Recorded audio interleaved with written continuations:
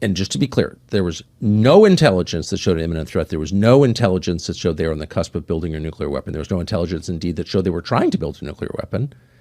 And nobody said, I've seen it, but you haven't.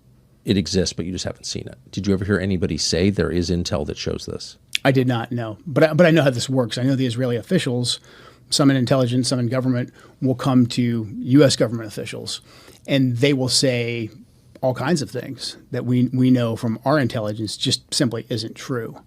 And they'll say, hey, I'm giving you a preview. It's not in intelligence channels yet, but here's what's going to happen.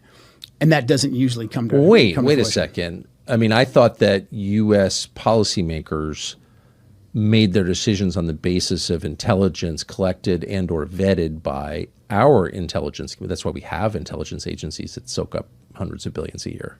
But you're saying that Israeli officials short-circuited the entire U.S. government and just went right to American policymakers and said, it doesn't matter what your country says, here's what we know? Is that what you're saying? I mean, usually they're pretty slick, and of course. And they'll say, hey, this isn't in intelligence channels yet because it's going to take some time to get there. And here they're on the cusp of building a bomb. You know, they're going to, I don't know, you pick your topic. A lot of times they'll sample different things until they find what sticks. But in general, the narrative about, they're going to do a preemptive attack, or really just they're going to build a nuclear weapon. And if we don't stop them now, they're going to build a nuclear weapon. And enrichment is the pathway to that. They're going to continue enriching at whatever percent. Enrichment became the narrative.